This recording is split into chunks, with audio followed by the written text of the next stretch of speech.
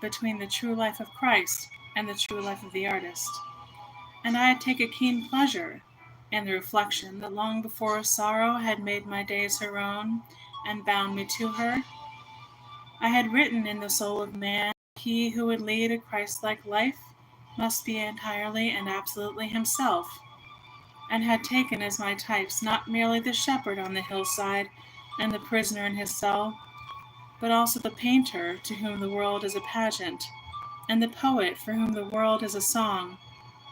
I remember saying once to Andre Gide, as we sat together in some Paris cafe, that while metaphysics had but little real interest for me, and morality absolutely none, there was nothing that either Plato or Christ that had said that could not be transferred immediately into the sphere of art, and there find its complete fulfillment.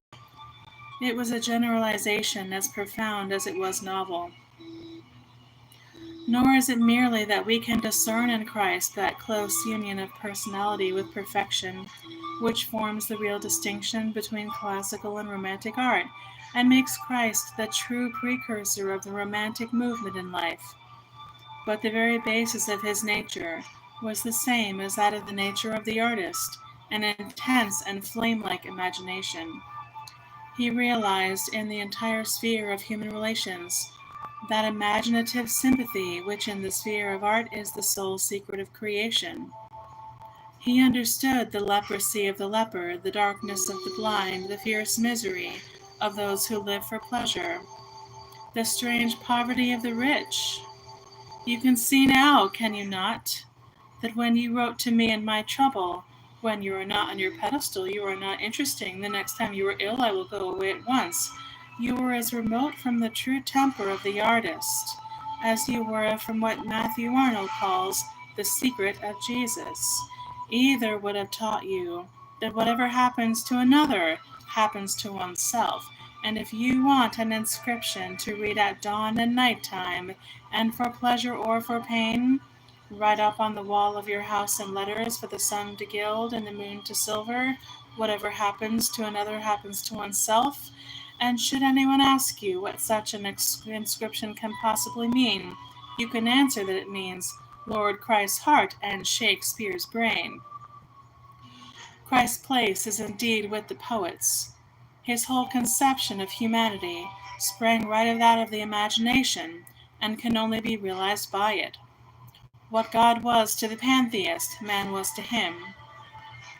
He was the first to conceive the divided races as a unity. Before his time, there had been gods and men. He alone saw that on the hills of life there were but God and man. And feeling through the mysticism of sympathy that in himself each had been made incarnate, he calls himself the son of the one or the son of the other, according to his mood. More than anyone else in history, he wakes us in that temper of wonder to which romance always appeals. There is still something to me almost incredible in the idea of a young Galilean peasant imagining that he could bear on his own shoulders the burden of the entire world, all that had been already done and suffered, and all that was yet to be done and suffered, the sins of Nero, of Caesar Borgia, of Alexander the Sixth, and of him who is Emperor of Rome and Priest of the Sun, the sufferings of those whose names is Legion and whose dwelling is among the tombs, oppressed nationalities, factory children, thieves, people in prison, outcasts, those who are dumb under oppression and whose silence is heard only of God, and not merely imagining this but actually achieving it, so that at the present moment all who come in contact with his personality, even though they may neither bow to his altar nor kneel before his priest, yet somehow find that the ugliness of their sins is taken away and the beauty of their sorrow revealed to them. I have said of him that he ranks with the poets. That is true. Shelley and Sophocles are of his company, but his entire life also is the most wonderful of poems, for pity and terror. There is nothing in the entire cycle of Greek tragedy to touch it. The absolute purity of the protagonist raises the entire scheme to a height of romantic art, from which the sufferings of Thebes and Pelops' Lime are by their very horror excluded, and shows how wrong Aristotle was when he said in his treatise on the drama that it would be impossible to bear the spectacle of one blameless in pain. Nor in Aeschylus nor Dante, those stern masters of tenderness, in Shakespeare, the most purely human of the great artists, in the whole of Celtic myth and legend, where the loveliness of the world is shown through a mist of tears, and the life of a man is no more than a life of a flower. Is there anything that for sheer simplicity of pathos, wedded and made one with sublimity of tragic effect, can be said to equal or approach even the last act of Christ's passion?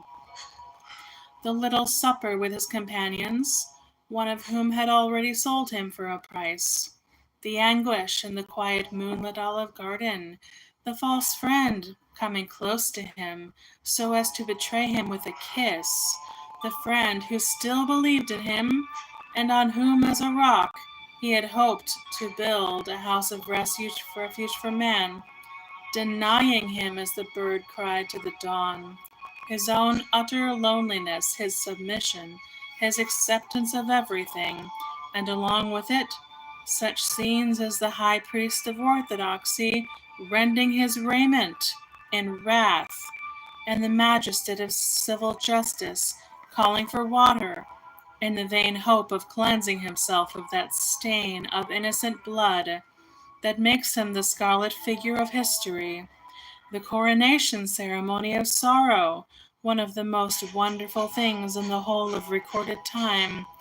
The crucifixion of the innocent one before the eyes of his mother and of the disciple whom he loved. The soldiers gambling and throwing dice for his clothes. The terrible death by which he gave the world its most eternal symbol. And his final burial in the tomb of the rich man, his body swathed in Egyptian linen with costly spices and perfumes, as though he had been a king's son. When one contemplates all this from the point of view of art alone, one cannot be but grateful that the supreme office of the Church should be playing of the tragedy without the shedding of blood. The mystical presentation by means of dialogue and costume and gesture, even of the passion of her Lord. And it is always a source of pleasure and awe to me to remember that the ultimate survival of the Greek chorus, lost elsewhere to art, is to be found in the servitor answering the priest at Mass. Yet the whole life of Christ, so entirely may sorrow and beauty be made one in their meaning and manifestation, is really an idyll, though it ends with the veil of the temple being rent, and the darkness coming over the face of the earth, and the stone rolled to the door of the sepulchre. One always thinks of him as a young bridegroom with his companions, as indeed he somewhere describes himself, or as a shepherd straying through a valley with his sheep in search of a green meadow or cool stream, or as a singer trying to build out of music the walls of the city of God, or as a lover for whose love the whole world was too small. His miracles seem to me as exquisite as the coming of spring and quite as natural. I see no difficulty at all in believing that such was the charm of his personality, that his mere presence could bring peace to souls in anguish, and that those who touched his garments or his hands forgot their pain, or that he, as he passed by on the highway of life, people who had seen nothing of life's mysteries saw them clearly, and others who had been deaf to every voice but that of pleasure heard for the first time the voice of love, and found it as musical as is Apollo's lute, or that evil passions fled at his approach, and men whose dull unimaginative lives had been but a mode of death rose, as it were, from the grave when he called them. or that when he taught on the hillside, the multitude forgot their hunger and thirst and the cares of this world, and that to his friends who listened to him as he sat at meat, the coarse food seemed delicate, and the water had the taste of good wine, and the whole house became full of the odor and sweetness of nard. Renan, in his Vida Jesus, that gracious fifth gospel, the gospel according to St. Thomas, one might call it, says somewhere that Christ's great achievement was that he made himself as much loved after his death as he had been during his lifetime. And certainly, if his place is among the poets, he is the leader of all the lovers. He saw that love was that lost secret of the world for which the wise men had been looking, and that it was only through love that one could approach either the heart of the leper or the feet of God. And above all, Christ is the most supreme of the individualists. Humility, like the artist's acceptance of all experiences, is merely a mode of manifestation. It is man's soul that Christ is always looking for. He calls it God's kingdom and finds it in everyone. He compares it to little things, to a tiny seed, to a handful of leaven, to a pearl. That is because one only realizes one's soul by getting rid of all alien passions, all acquired culture, and all external possessions, be they good or evil. I bore up against everything with some stubbornness of will and much rebellion of nature, till I had absolutely nothing left in the world but Cyril. I had lost my name, my position, my happiness, my freedom, my wealth. I was a prisoner and a pauper, but I had still one beautiful thing left. My own eldest son, suddenly he was taken away from me by the law. It was a blow so appalling that I did not know what to do. So I flung myself on my knees and bowed my head and wept and said, "The body of a child is as the body of the Lord. I am not worthy of either." That moment seemed to save me. I saw then that the only thing for me was to accept everything. Since then, curious as it will no doubt seem to you, I have been happier. It was of course my soul, in its ultimate essence, that I had reached. In many ways I had been its enemy. But I found it waiting for me as a friend. When one comes in contact with the soul, it makes one simple as a child, as Christ said one should be. It is tragic how few people ever possess their souls before they die. Nothing is more rare in any man, says Emerson, than an act of his own. It is quite true. Most people are other people. Their thoughts are someone else's opinions, their life is a mimicry, their passions are a quotation. Christ was not merely the supreme individualist, but he was the first in history. People have tried to make him out an ordinary philanthropist, like the dreadful philanthropists of the 19th century, or ranked him as an altruist, with the unscientific and sentimental. But he was really neither one nor the other.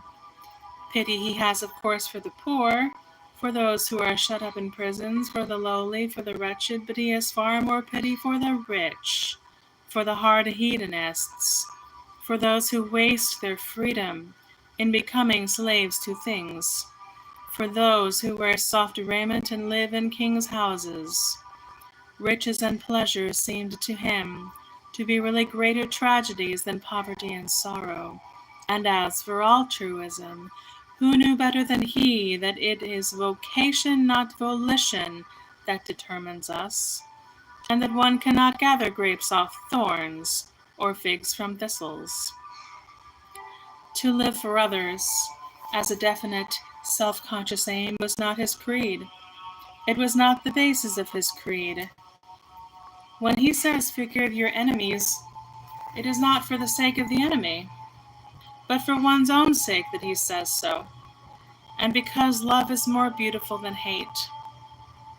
In his entreaty to the young man whom when he looked on he loved, Sell all that thou hast and give it to the poor. It is not of the state of the poor that he is thinking, but of the soul of the young man, the lovely soul that wealth was marring. In his view of life, he is one with the artist who knows that by the inevitable law of self-perfection, the poet must sing, and the sculptor think in bronze, and the painter make the world a mirror for his moods. As surely and as certainly as the hawthorn must blossom in spring, and the corn burn to gold at harvest time, and the moon, in her ordered wanderings, change from shield to sickle, and from sickle to shield. But what Christ did not say to men, live for others. He pointed out that there was no difference at all between the lives of others and one's own life. By this means he gave to man an extended, a Titan personality. Since his coming, the history of each separate individual is or can be made the history of the world. Of course, culture has intensified the personality of man. Art has made us myriad-minded. Those who have the artistic temperament go into exile with Dante and learn how salt is the bread of others and how steep their stairs. They catch for a moment the serenity and calm of Goethe, and yet know but too well why Baudelaire cried to God, "Ô Seigneur, donnez-moi la force et le courage de contempler mon corps et mon cœur sans dégoût." O Lord, give me the strength and the courage to look at my body and my heart without disgust. One of Shakespeare's sonnets they draw. To their own hearts, to their own hurt it may be, the secret of his love and made it their own. They look with new eyes on modern life because they have listened to one of Chopin's nocturnes, or handled Greek things, or read the story of the passion of some dead man for some dead woman whose hair was like the threads of fine gold and whose mouth was like a pomegranate. But the sympathy of the artistic temperament is necessarily with what is found expression. In words or in color, in music or in marble, behind the painted masks of an Aeschylean play, or through some Sicilian shepherd's pierced and jointed reeds, the man and his message must have been revealed. To the artist, expression is the only mode under which he can conceive life at all. To him what is dumb is dead, but to Christ it was not so. With a width and wonder of imagination that fills one almost with awe, he took the entire word of the inarticulate, the voiceless world of pain as his kingdom, and made of himself its eternal mouthpiece. Those of whom I have spoken, who are dumb under oppression and whose silence is heard only of God, he chose as his brothers.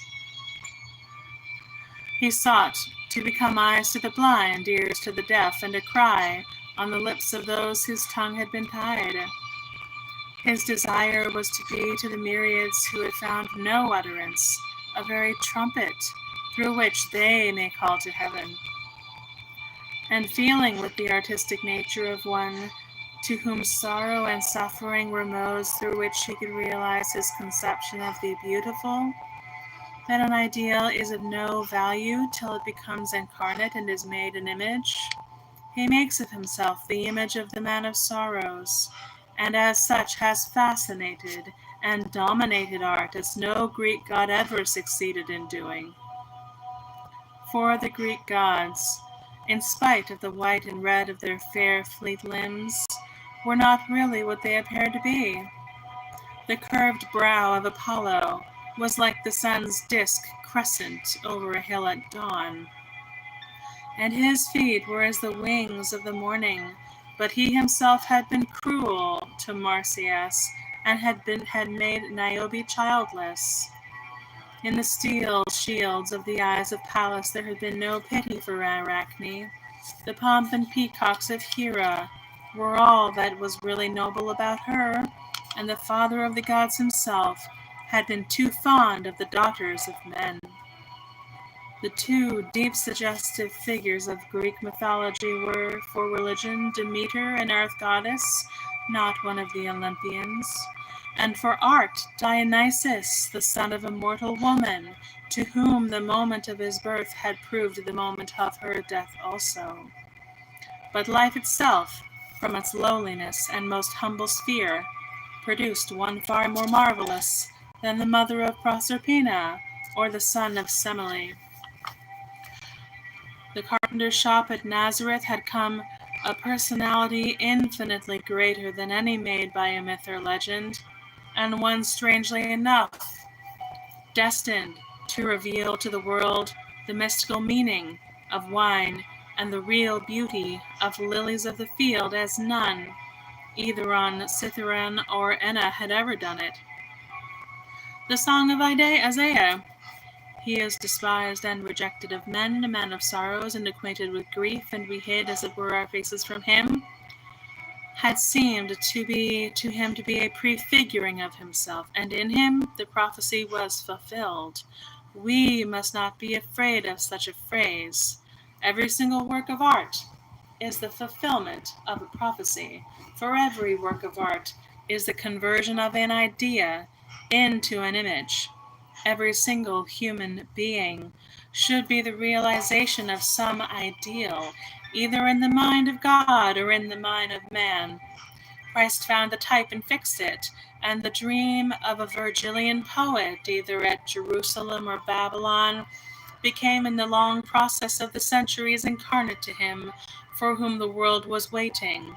His visage was marred more than any man's, and his form more than the sons of men, are among the signs noted by Isaiah as distinguishing the new ideal. And as soon as art understood what was meant, it opened like a flower at the presence of one in whom truth and art was set forth as it never had been before. For is not truth in art, as I have said, that in which the outward is expressive of the inward, in which the soul is made flesh and the body instinct with spirit, in which form reveals? To me, one of the things in history the most to be regretted is that the Christ's own Renaissance, which had produced the Cathedral of Chartres, the Arthurian cycle of legends, the life of St. Francis of Assisi, the art of Giotto, and Dante's Divine Comedy, was not allowed to develop on its own lines, but was interrupted and spoiled by the dreary classical Renaissance that gave us Petrarch and Raphael's frescoes and Palladian architecture and formal French tragedy and St. Paul's Cathedral and Pope's poetry, and everything that is made from without and by dead rules and does not spring from within through some spirit informing it. But wherever there is a romantic movement in art, there somehow and in some form is Christ, or the soul of Christ. He is in Romeo and Juliet, in The Winter's Tale, in Provençal poetry, in The Ancient Mariner, in La Belle Dame sans Merci, and in Chatterton's Ballad of Charity. We owe to him the most diverse things and people.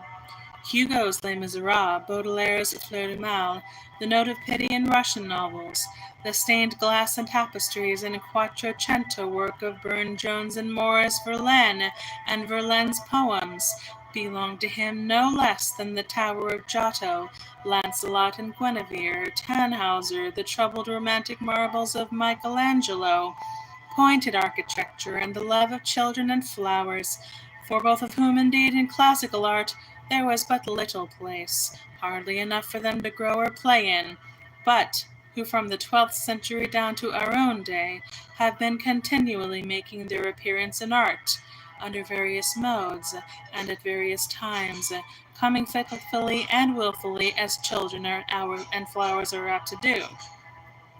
Spring always seeming to one as if the flowers had been hiding, and only came out into the sun because they were afraid that grown-up people would grow tired of looking for them and give up the search, and the life of a child being no more than an April day on which there is both rain and sun for the narcissus.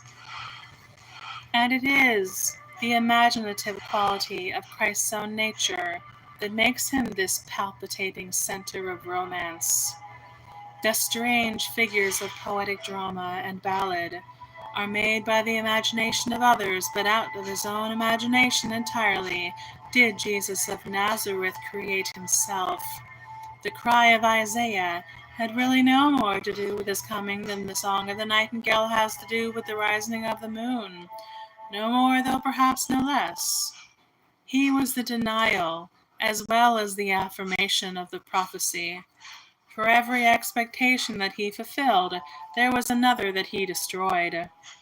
In all beauty, says Bacon, there is some strangeness of proportion, and of those who were born of the Spirit, of those, that is to say, who like himself are dynamic forces, Christ says that they are like the wind that bloweth where it listeth, and no man can tell whence it cometh or whither it goeth. That is why he is so fascinating to artists. He has all the color elements of life: mystery, strangeness, pathos, suggestion, ecstasy, love. He appeals to the temper of wonder and creates that mood by which alone he can be understood. And it is to me a joy to remember that if he is of all imaginational compact, the world itself is as of the same substance. I said in Dorian Gray that the great sins of the world take place in the brain, but it is in the brain that everything takes place. We know now that we do not see with the eye or hear with the ear. They are merely channels for the transmission, adequate. It is in the brain that the poppy is red, that the apple is odorous, that the skylark sings. Of late I have been studying the 4 prose poems about Christ with some diligence. At Christmas, I managed to get a hold of a Greek Testament, and every morning after I have cleaned my cell and polished my tins, I read a little of the Gospels. A dozen verses taken by chance anywhere. It is a delightful way of opening the day. To you, in your turbulent, ill-disciplined life, it would be a capital thing if you would do the same. It would do you no end of good, and the Greek is quite simple.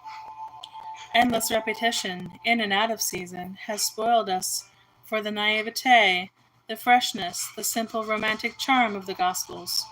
We hear them read far too often and far too badly, and all repetition is anti-spiritual. When one returns to the Greek, it is like going into a garden of lilies out of some narrow and dark house. And to me, the pleasure is doubled by the reflection that it is extremely probable that we have the actual terms, the very words used by Christ. It was always supposed that Christ talked in Aramaic. Even Renan thought so. But now, we know that the Galilean peasants, like the Irish peasants of our own day, were bilingual, and that the Greek was the ordinary language of the intercourse all over Palestine, and indeed all over the Eastern world. I never liked the idea that we only knew of Christ's own words through a translation of a translation. It is delightful to me to think that as far as his conversation was concerned, Charmides might have listened to him, and Socrates reasoned with him, and Plato understood him. That he really said, "I am the good shepherd."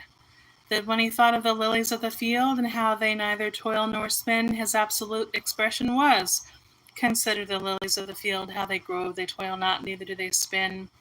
And that his last words, when cried out, "My life has been completed, has reached its fulfillment, has been perfected," was exactly how John tells us it was. It is finished, no more. And while in reading the Gospels, particularly that of St. John himself, or whatever early Gnostic took his name and mantle, I see this continual assertion of the imagination, the basis of spiritual and material life. I see also that to Christ the imagination was simply a form of love, and to him love was Lord in the fullest meaning of the phrase. Some 6 weeks ago, I was allowed by the doctor to have white bread to eat, instead of the coarse black or brown bread of ordinary prison fare. It is a great delicacy. To you it will sound strange that dry bread could possibly be a delicacy to anyone. I assure you that to me it is so much so that at the close of each meal I carefully eat whatever crumbs may be on my tin plate, or have fallen on the rough towel that one uses as cloth, so as not to soil one's table, and do so not from hunger.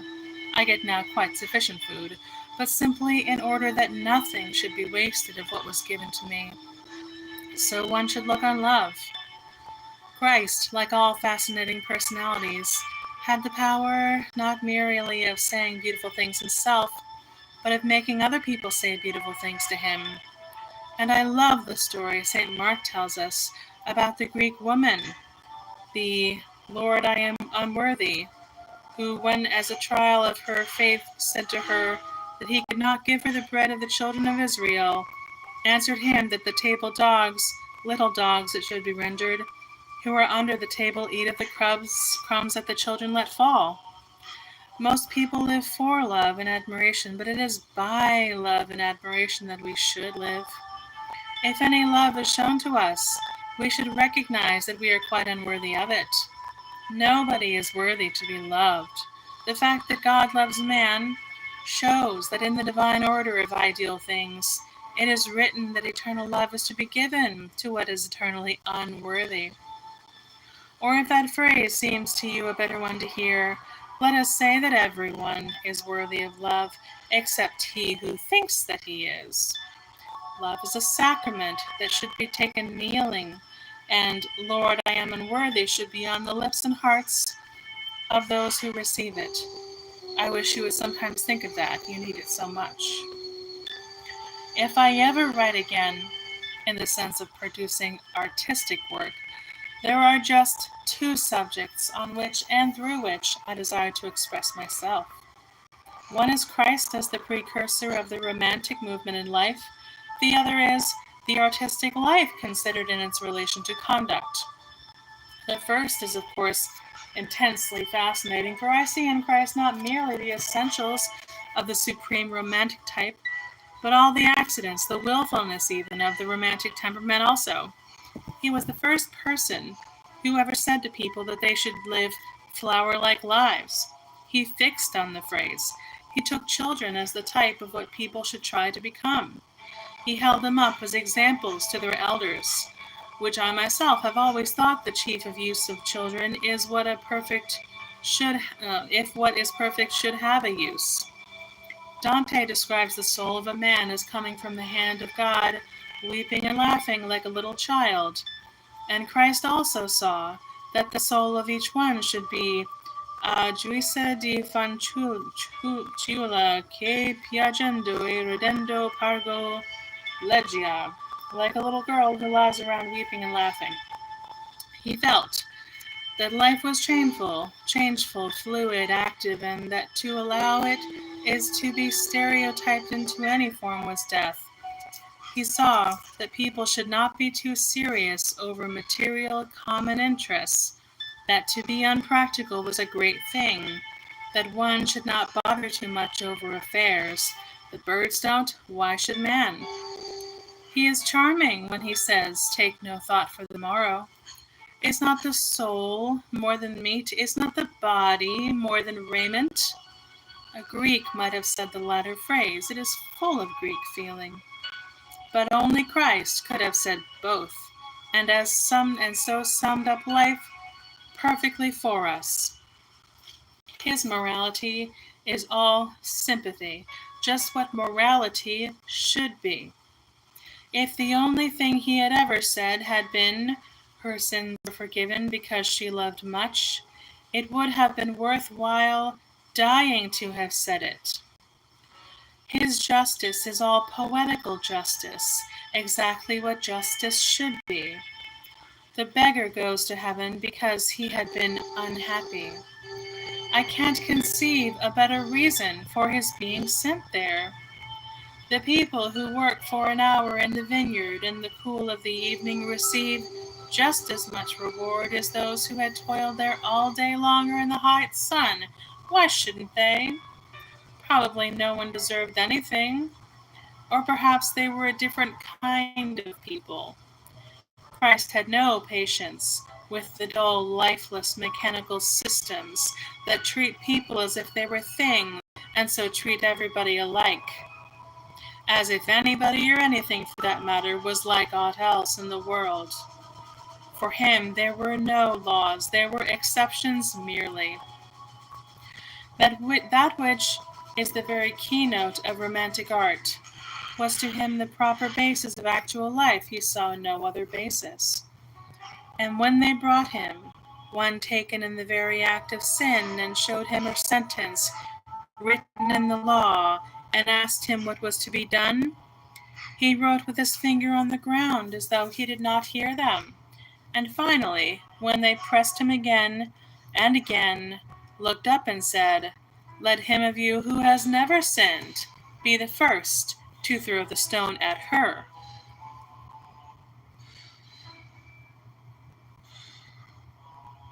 It was worthwhile living to have said that. Like all poetical natures, he loved ignorant people. He knew that in the soul of one who is ignorant there is always room for a great idea. But he could not stand stupid people, especially those who are made stupid by education. People who are full of opinions, not one of which they can understand.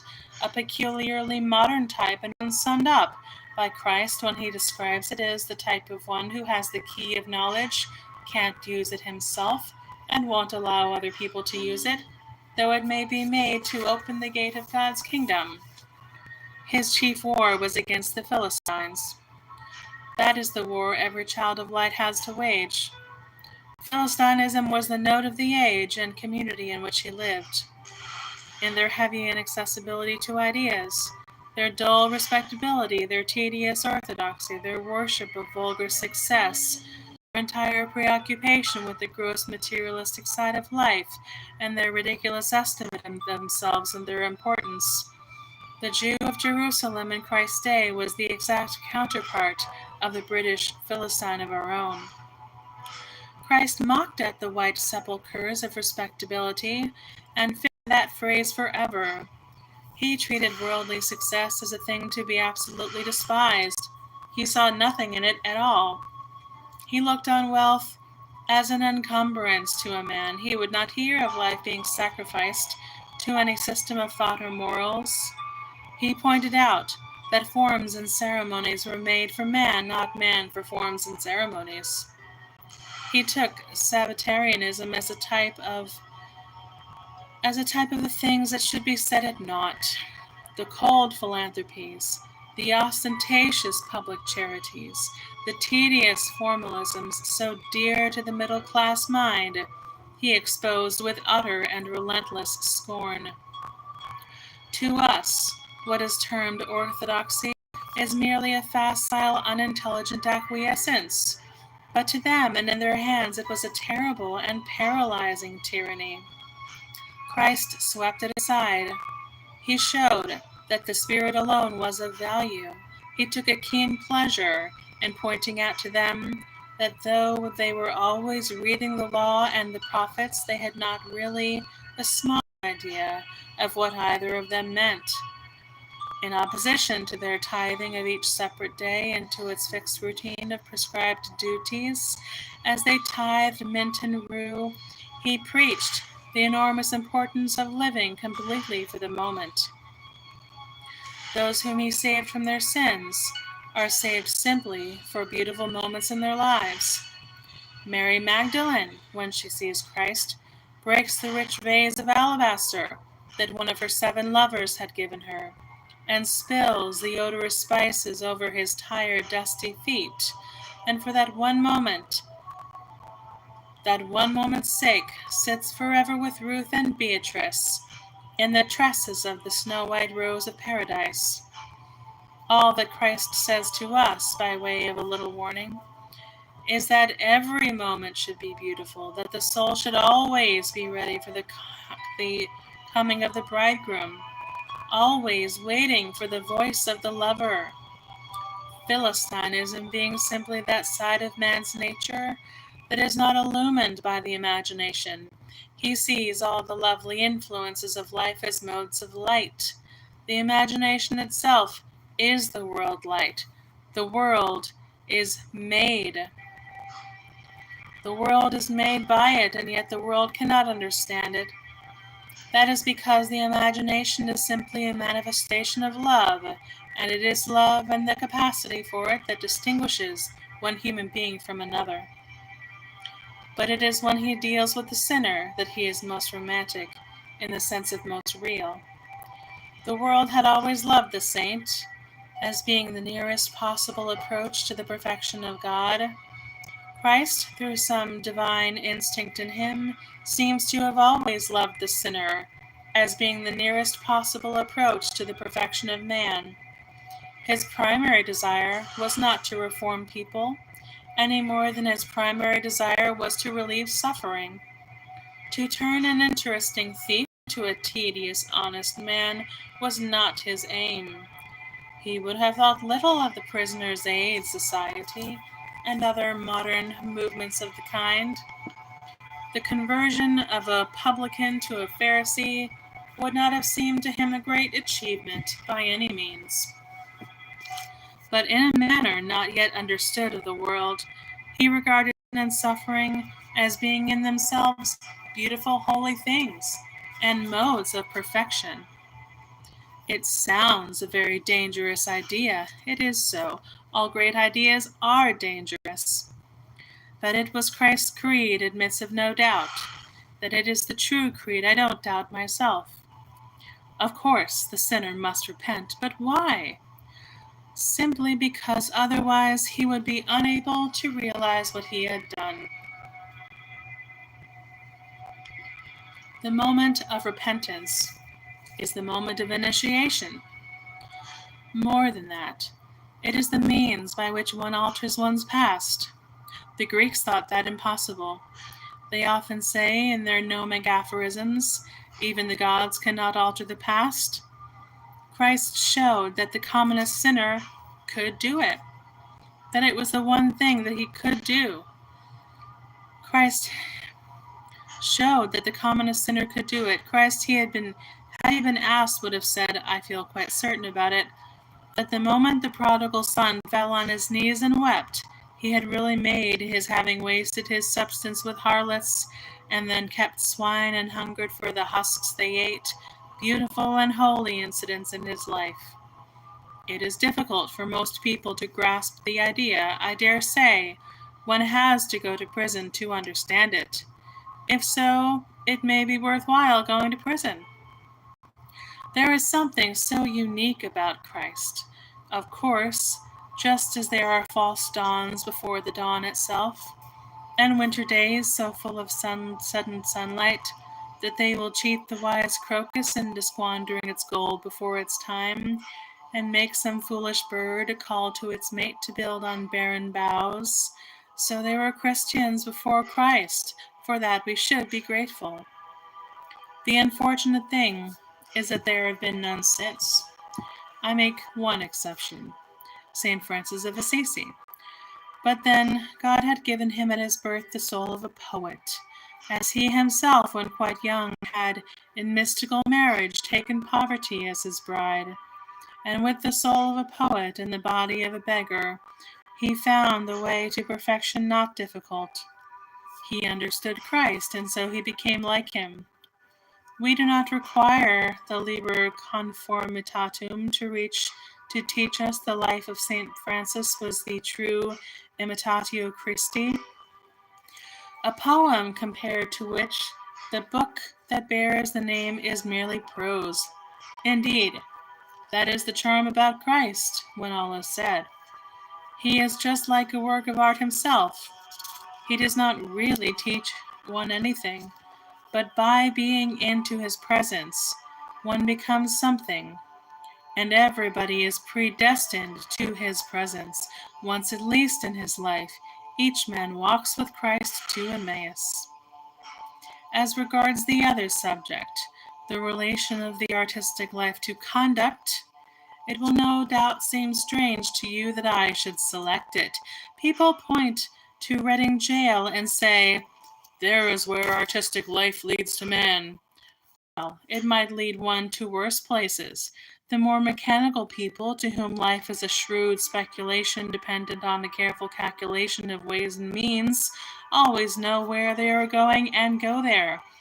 They start with the desire of being the parish beadle, and in whatever sphere they are placed, they succeed in being the parish beadle and no more. A man whose desire is to be something separate from himself, to be a member of Parliament, or a successful grocer, or a prominent solicitor, or a judge, or something equally tedious, invariably succeeds in being what he wants to be. That is his punishment. Those who want a mask have to wear it. But with the dynamic forces of life, and those in whom those dynamic forces become incarnate, it is different. People whose desire is solely for self-realization never know where they're going. They can't know. In one sense of the word, it is of course necessary, as the Greek oracle said, to know oneself. That is the first achievement of knowledge. But to recognize that the soul of a man is unknowable is the ultimate achievement of wisdom. The final mystery is oneself. When one has weighed the sun in a balance, and measured the steps of the moon, and mapped out the seven heavens star by star, there still remains oneself, who can calculate the orbit of his own soul. When the son of Kish went out to look for his father's asses, he did not know that a man of God was waiting for him with the very chrism of coronation, and that his own soul was already the soul of a king. I hope to live long enough, and to produce work of such a character that I shall be able at the end of my days to say, yes, this is just where the artistic life leads a man. Two of the most perfect lives I have come across in my own experience are the lives of Verlaine and of Prince Kropotkin, both of them men who passed years in prison. The first, the one Christian poet since Dante, the other a man with a soul of that beautiful white Christ that seems coming out of Russia. And for the last 7 or 8 months, in spite of a succession of great troubles reaching me from the outside world almost without intermission, I have been placed in direct contact with a new spirit, working in this prison through men and things, that has helped me beyond any possibility of expression in words, so that while for the first year of my imprisonment I did nothing else, and can remember doing nothing else, but wring my hands in impotent despair and say, what an ending! What an appalling ending! Now I try to say to myself, and sometimes when I am not torturing myself, do really and sincerely say, what a beginning! What a wonderful beginning! It may really be so. It may become so. If it does, I shall owe much to this personality that has altered every man's life in this place. Things in themselves are of little importance. Have indeed, let us for once thank metaphysics for something that she has taught us, no real existence. The spirit alone is of importance. Punishment may be inflicted in such a way that it will heal, not make a wound, just as alms may be given in such a manner that the bread changes to a stone in the hands of the giver. What a change there is! Not in the regulations, for they are fixed by iron rule, but in the spirit that uses them as its expression. You can realize when I tell you that I had been released last May, as I tried to be, I would have left this place loathing it, and every official in it, with a bitterness of hatred that would have poisoned my life.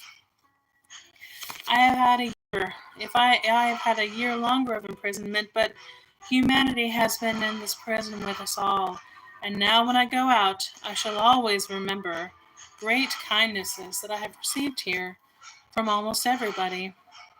And on the day of my release, I will give my thanks to many people, and will ask to be remembered by them in turn. The prison system is absolutely and entirely wrong. I would give anything to be able to alter it when I go out. I intend to try. But there is nothing in the world so wrong but that the spirit of humanity, which is the spirit of love, the spirit of the Christ who is not in the churches, may make it, if not right, at least possible to be borne without too much bitterness of heart. I know also that much is waiting for me outside that is very delightful, from what St. Francis of Assisi calls my brother in the wind and my sister of the rain. Lovely things both of them, down to the shop windows and sunsets of great cities. If I made a list of all that still remains to me, I don't know where I should stop. For indeed, God made the world just as much for me as for anyone else. Perhaps I may go out with something I had not got before. I need not tell you that to me reformations in morals are as meaningless and vulgar as all reformations in theology. But while to propose to be a better man is a piece of unscientific cant, to have become a deeper man is the privilege of those who have suffered, and such I think I have become.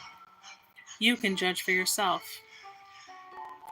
If after I go out, a friend of mine gave a feast and did not invite me to it, I shouldn't mind a bit. I can be perfectly happy by myself. With freedom, books, flowers, and the moon, who could not be happy? Besides, feasts are not for me any more. I have given too many to care about them. That side of life is over for me, very fortunately, I dare say. But if after I go out, a friend of mine had a sorrow and refused to allow me to share it, I should feel it most bitterly. If he shut the doors of his house of mourning against me, I would come back again and beg to be admitted, so that I might share in what I was entitled to share in. If he thought me unworthy, unfit to weep with him, I should feel it as the most poignant humiliation, as the most terrible mode in which disgrace could be inflicted on me. But that could not be. I have a right to share in sorrow, and he who can look at the loveliness of the world and share its sorrow, and realize something of the wonder of both, is in immediate contact with divine things, and has got as near to God's secret as anyone can get. Perhaps there may come into my art also, no less than into my life, a still deeper note, one of greater unity of passion and directness of impulse. Not width, but intensity is the true aim of modern art. We are no longer in art concerned with the type. It is with the exception we have to do. I cannot put my sufferings into any form they took, I need hardly say. Art only begins where imitation ends. But something must come into my work, a fuller harmony of words perhaps, a richer cadences of curious color effects, a simple architectural order of some aesthetic quality at any rate. When Marsyas was torn from the scabbard of his limbs, dalla vagina della membre sue, to use one of Dante's most terrible, most Tacitean phrases, he had no more song, the Greeks said. Apollo had been victor. The lyre had vanquished the reed, but perhaps the Greeks were mistaken.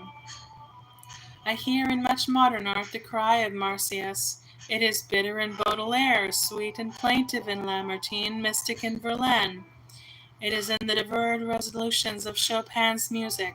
It is in the discontent that haunts the recurrent faces of Burne-Jones's women. Even Matthew Arnold, whose song of Calicles tells of the triumph of the sweet persuasive lyre and the famous final victory in such a clear note of lyrical beauty. Even he, in the troubled undertone of doubt and distress that haunts his verse, had not a little of it. Neither Goethe nor Wordsworth could heal him, though he had followed each in turn. And when he seeks to mourn for Thyrsis, or to sing of the scholar gypsy, it is the reed that he has to take for the rendering of his strain. But whether or not the Phrygian faun was silent, I cannot be. Expression is as necessary to me as leaf and blossom are to the black branches of the trees that show themselves above the prison wall and are so restless in the wind. Between my art and the world there is now a wide gulf, but between art and myself there is none. I hope, at least, that there is none.